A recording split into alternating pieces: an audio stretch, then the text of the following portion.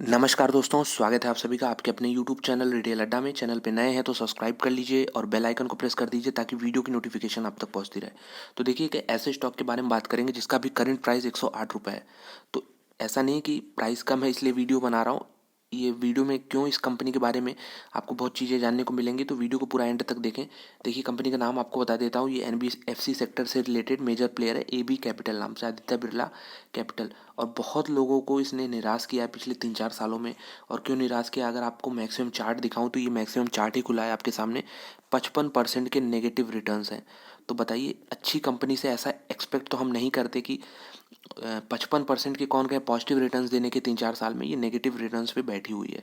तो इसके पीछे कारण बहुत हैं। देखिए, सबसे पहले 2018 में जो क्राइसिस आई थी, IL&FS की क्राइसिस, जो लिक्विडिटी NBFC में क्रंच आया था, उससे बहुत अच्छी अच्छी कंपनियां खत्म हो गई, बैंक खत्म हो गए। आप देख सकते हैं बैंक में यस बैंक कितना जाना माना नाम था। प्राइवेट बैंक में लोग टॉप 3 टॉप 4 बैंक्स में उसको गिनते थे, टॉप 5 कह सकते हैं आप, टॉप 5 बैंक्स में यस बैंक को भी गिनते थे। DHFL को लोग बोलते थे कि ये इंडिया की सबसे बेस्ट NBFC है। कभी कभी तो बहुत लोगों मैंने देखा HDFC से भी कंपेयर कर देते थे। तो देखिए, ये दोनों कंपनियां बिल्कुल ख़त्म ही हो गई, DHFL हो गई और यस बैंक हो गई। तो इतना भयंकर क्राइसिस था। तो इसका असर देखिए बहुत सारे स्टॉक्स पे हुआ था, लेकिन जो मजबूत थे, जैसे HDFC की बात कर लीजिए, तो इसलिए मैं हमेशा बोलता हूँ कि आपको मजबूत के साथ खड़ा होना चाहिए। तो HDFC जो है वो सर्वाइव कर रही है और अच्छे खासे रिटर्न्स पे भी बैठी है 3-4 सालों में।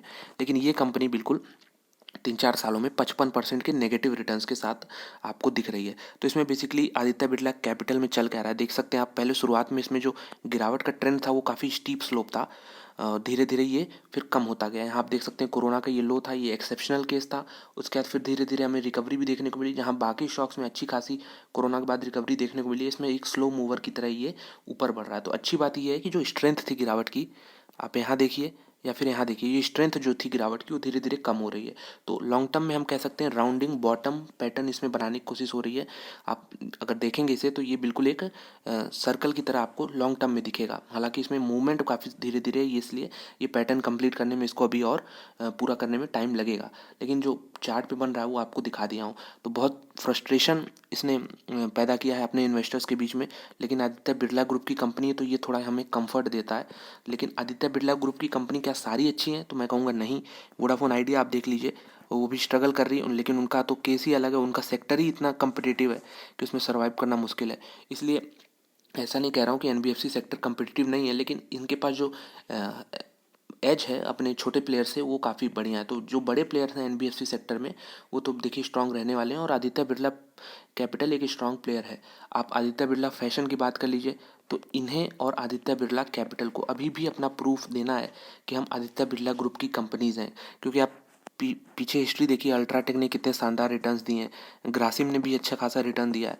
तो बिल्कुल हिंडाल्को भी जो सिक्लिकल है लेकिन मूव दे देता है अपने साइकिल में।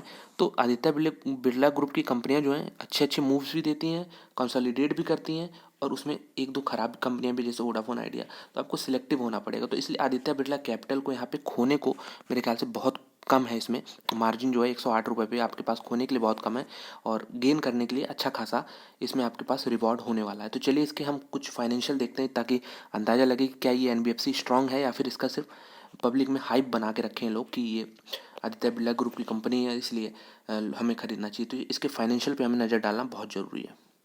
तो कुछ बेसिक डिटेल हम पहले देखते हैं। और मार्केट कैप अराउंड 26,000 करोड़ का है, जो कि ठीक है, एक इसको मिड कैप कैटेगरी का स्टॉक बनाता है।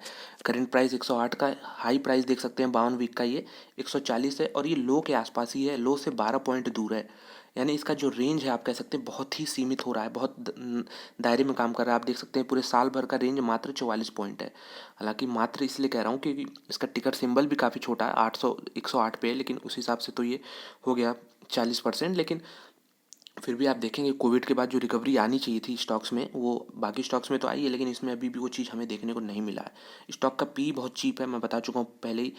कंपनी का ROC जो है, कंपनी आगे इसको और बढ़ाने के बारे में सोच रही है, 8% का है।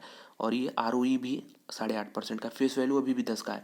तो इसके पीयर से कुछ कंपैरिजन करेंगे हम, तो हमें अंदाज़ा लगेगा कि क्या इसमें चल रहा है। आप देख सकते हैं जो सेल्स हुए हैं, अगर हम पहले क्वार्टरली रिजल्ट ही देख लें, तो अगर आप देखेंगे तो एक चीज़ आपको क्लियर कट दिखेगा कि कंपनी के सेल्स में लगातार इंक्रीमेंट हमें देखने को मिल रहा है। सेल्स यानी जो इनका इंटरेस्ट से इनकम आता है। आप देख सकते हैं 4,000 करोड़, 43,000, 4,800।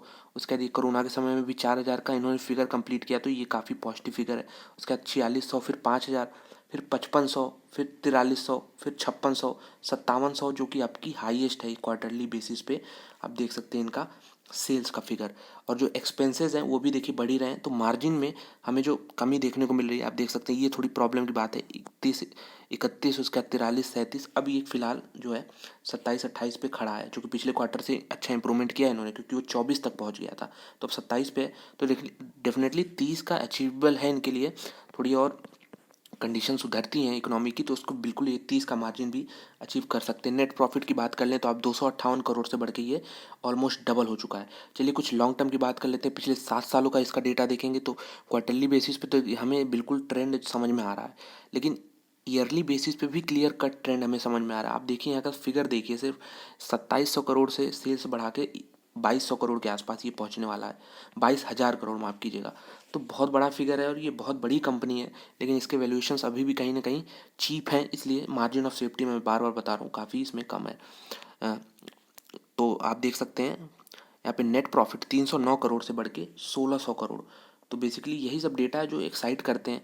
और प्रॉफिट ग्रोथ काफ़ी अच्छी रही है। स्टॉक प्राइस में उस तरह के रिटर्न्स मिले नहीं हैं, लेकिन आप प्रमोटर्स देख लीजिए, इनके काफ़ी स्ट्रॉन्ग हैं। प्रमोटर्स ऑलमोस्ट 70% की 71% की होल्डिंग रखते हैं इसमें। एफ बहुत कम है, अभी 2% है। और मेरे ख्याल से ये जो डेटा है ये चेंज होगा, जरूर डेफिनेटली चेंज होगा। अगर जिस दिन एफ इसमें एंटर करने लगे उसके बाद आप इस स्टॉक को 250-300 तक जाने से बिल्कुल कोई नहीं रोक सकता।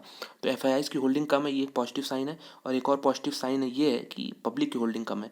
तो एफ मतलब अगर इसमें एंट्री लेते हैं तो बिल्कुल यहाँ पे पब्लिक का एब्जॉर्ब करेंगे या फिर डी से लेंगे, क्योंकि प्रमोटर तो शायद ही 70 के नीचे जाएँ। तो इसलिए ये एक बहुत बड़ा ट्रिगर पॉइंट रहने वाला है कि एफ जो है इसमें जब भी एंट्री लेते हैं तो वो बहुत पॉजिटिव मोमेंटम स्टॉक के लिए प्ले कर सकता है।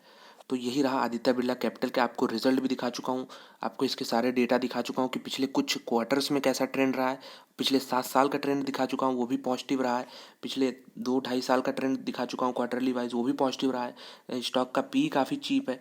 तो बहुत सारी चीज़ें हैं जो आपको इसमें नज़र बनानी चाहिए, और अगर आपके पास है तो बिल्कुल इसमें होल्ड कर सकते हैं। इसके पीयर से कंपेरिजन करेंगे, लेकिन उसके पहले देखिए इसमें तो जो बहुत सारे ब्रॉड ब्रॉड आपको फाइनेंशियल सेक्टर की कंपनियां दिख जाएंगी। हालांकि सबका काम एक जैसा नहीं है। एसबीआई कार्ड भी इसमें है, आपको चोलामंडलम दिखेगा, मुथूट फाइनेंस जो कि गोल्ड फाइनेंस करते हैं। तो फाइनेंस सेक्टर जो कि बहुत बड़ा ब्रॉड सेक्टर है, उसी की कंपनी से कंपेरिजन करेंगे तो सबका पी आप देख सकते हैं 71-61। हालांकि इन दोनों का केस जो है एक्सेप्शनल है। अगर आपके पास ये दोनों शेयर नहीं है तो आपको बिल्कुल इसके बारे में सोचना चाहिए। बजाज फाइनेंस और बजाज फिनसर्व अभी लोग कहते हैं बहुत महंगा है, लेकिन जब वाकई में महंगा होगा, ये लाख रुपए में पहुंचेगा, तो आप क्या कहेंगे फिर उसे। तो बिल्कुल ये दोनों ग्रोथ स्टॉक्स हैं, और इस पर वीडियो नहीं बना रहा हूँ, लेकिन जो इसकी पी है आपको एक बार आदित्य बिरला कैपिटल से हम कंपेयर कर रहे हैं, तो आदित्य बिरला कैपिटल का मात्र 16 है।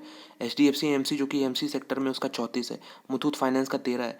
तो बिल्कुल आप देख सकते हैं जो रैंडम हम पी देख सकते हैं वो 25 के आसपास तो है ही है, अगर आप मोटा मोटा देखें तो। इसलिए आदित्य बिरला कैपिटल जो है आने वाले समय में अगर इनके फाइनेंशियल जिस तरह इंप्रूव हो रहे हैं, अगर इसी तरह इंप्रूव होते रहें, तो आपको इसी स्टॉक्स को आगे बढ़ने से कोई नहीं रोक सकता। तो बहुत नेगेटिव माहौल इससे रिलेटेड बनता है, लेकिन अब जो है कंपनी जो है लगातार परफॉर्म कर रही है, आपको दिखाई दिया हूँ क्वार्टरली बेसिस पे। तो वीडियो देखने के लिए बहुत बहुत धन्यवाद। अच्छी लगी तो एक लाइक करें, चैनल पर नए हैं तो सब्सक्राइब करें। मिलते हैं आपसे अगले वीडियो में। धन्यवाद।